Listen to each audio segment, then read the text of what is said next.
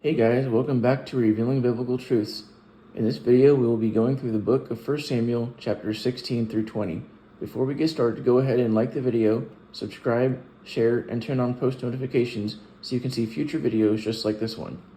In chapter 16, Yah told Samuel to stop mourning for Saul and fill his horn with oil and go to Yishai from Bethlehem, and one of his sons would be the next king. Samuel was afraid that Saul would kill him if he found out. But Yah said to take a heifer with him to sacrifice. And Yishai called to the sacrifice, and he would show Samuel what he had to do and anoint the man he names with oil. So the elders were afraid when they saw him coming, but he told them he came in peace to sacrifice to Yah. And Yishai and his sons were sanctified and came. When he saw Eliab, he thought he would be the one, but Yah said, "Don't look at his stature, because Yah sees the heart and not the outward appearance." And Yishai called Abinadab, but Samuel said he wasn't chosen either. Next, Shammah passed by, but he said no to him too. And Yishai continued with 7 of his sons, but Samuel said no to all of them. And Samuel asked if this was all his children, and Yishai said no, there was the youngest one who was keeping the sheep. So Samuel told him to get him.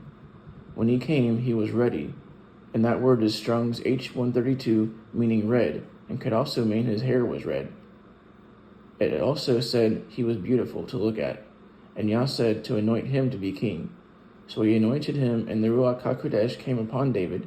So Samuel went to Ramah. And the Ruach HaKodesh left Shaul, and a demon attacked him. And Shaul's servants said, "A demon troubles you," and they wanted to find a man who could play the harp to send the demon away and calm him down. So Shaul said to him, "Okay, get me a good harp player." And one of his servants said, "A son of Yishai is good at it, and also prudent and comely." So Shaul sent to bring David to him. So Yishai took a donkey with a load of bread, wine, and a kid to him. Wow, this is a shadow picture of the Messiah. Mashiach rode in on a donkey, and he was also the offering and king of Israel. And when he died, the bread and wine were symbols of his body and blood. When he came, Shaul loved David and made him his armor-bearer, and he asked Yishai if he could hire him. But when the evil spirit was on Shaul, David played, and he was better. In chapter 17, the Philistines were gathered to battle at Shochoh. So Shaul gathered his army to fight them. So the Philistines stood on a mountain on one side of a valley, and Israel on the mountain of the other side. And there came out a champion of the Philistines named Goliath, who was 6 cubits in a span, which would have been around 10 to 11 feet tall. He had a helmet of brass and a coat of mail that weighed 125 pounds. He had a brass greaves on his legs and a breastplate too. His spear weighed 15 pounds, and his shield-bearer went in front of him. And Goliath said, "Why are you come to fight us? I'm a servant of Shaul too, but choose someone to come fight me, and if he's able to kill me, then we will be your servants, but if I kill him, you will be our servants." So Israel was afraid. But the eldest 3 sons of Yishai went out and followed Shaul to the battle. But David had gone back to feed his father's sheep in Bethlehem. And Goliath came every morning for 40 days to present himself. And Yishai told David to take some grain, bread, and cheese to his brothers to eat and see how they're doing. So Shaul and Israel were fighting the Philistines, and David rose up in the morning and got the food to bring, and came to the trench and saluted his brothers. And as he talked with them, Goliath came again and challenged them, and all the men of Israel fled because they were afraid. But he talked to his brothers and said, "Who is this uncircumcised man that he should defy the armies of Elohim?" But Eliab, his oldest brother, heard him, and he was angry, and said, "Why did you come here? And why did you leave the sheep?"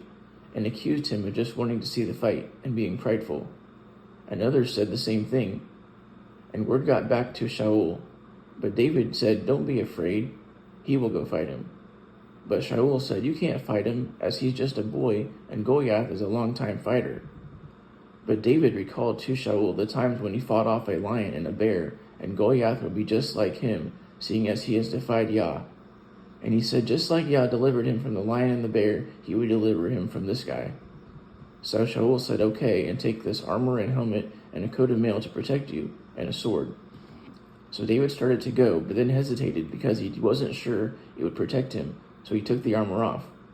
Then he took 5 smooth stones from the river and put them in his bag, and also a sling. And Goliath came closer to David, and said, "Am I a dog that you come to me with a staff?" And he cursed David by his false gods. And he continued to taunt David. But David said, "You come to me with a sword and a spear and a shield, but I come to you in the name of Yahuwah Tsebaot, the Elohim of Israel. And he will deliver you to me and give your body to the animals to prove that he is the Elohim of Israel." So Goliath arose and came closer to meet him, and David ran towards him. And David took a stone from his bag and slung it, and hit him in the forehead, and he fell down to the ground. Then David ran and stood on him, took his sword and killed him with it, and then cut his head off. And when the Philistines saw it, they fled. And Israel shouted and chased them off, then returned and spoiled their tents. And David brought Goliath's head back to Jerusalem. And this is where Yahusha was crucified, at the place of Goliath's skull, called Golgotha. And when Saul saw David fight him, he asked Abner, the captain of the host, whose son he was, but he didn't know. And then Abner found and took him and brought him to Saul and asked him who he was. And when they were done talking, Jonathan, Saul's son, loved him. And Saul took him that day to be part of his family and army. And Jonathan gave David his robe and clothes and sword and bow. And David went out wherever Saul sent him and was wise. And Saul set him as a captain, and his army and his people liked him. Even the women came out with musical instruments to play for him. But they kept singing, "Saul has killed thousands, and David 10,000s."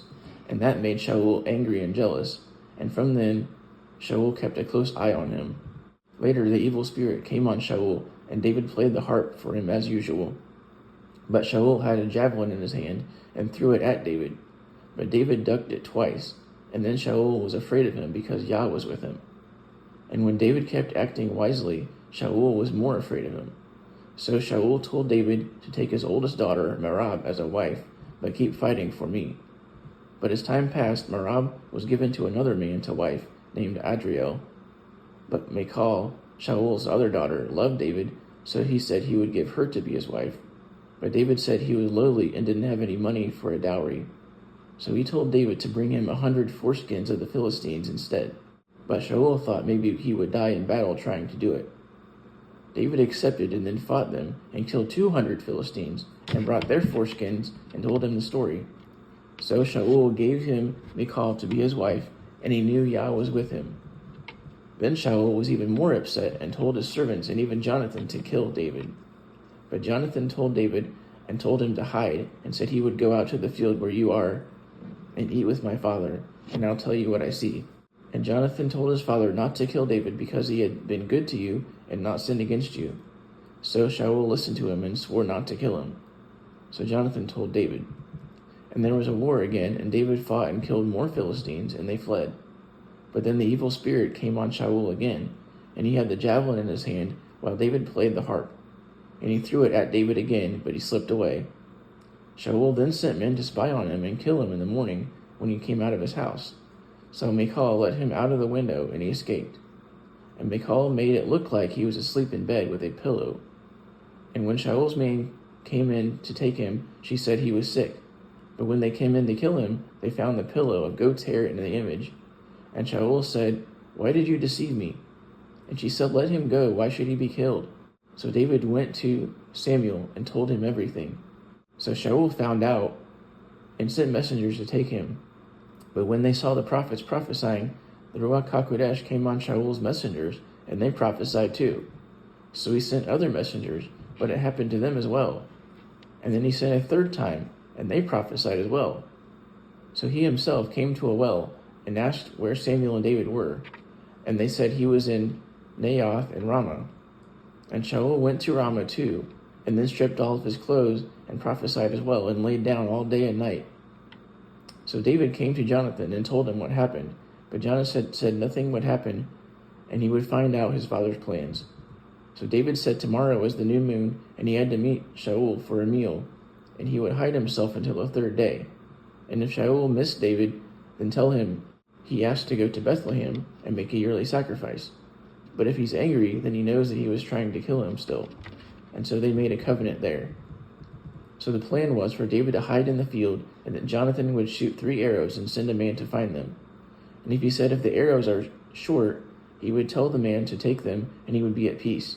But if the arrows go past him, he should flee, and Yah will send him away. So he hid, and the meal took place. But Shaul said nothing, and thought maybe he was sick or unclean. But then on the second day, he asked Jonathan where he was. So he told him about the sacrifice.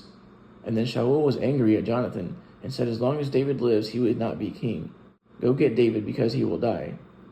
Jonathan asked what he has done to you, but Shaul then threw a javelin at Jonathan. So Jonathan went to the field with the man and shot the arrow past David and told the man to go get them and take his stuff back to the city. So David went south and fled, and him and Jonathan came together and cried. And Jonathan bid him farewell, and he left. And that is the end of this video. Thanks for watching, and until next time, Shalom.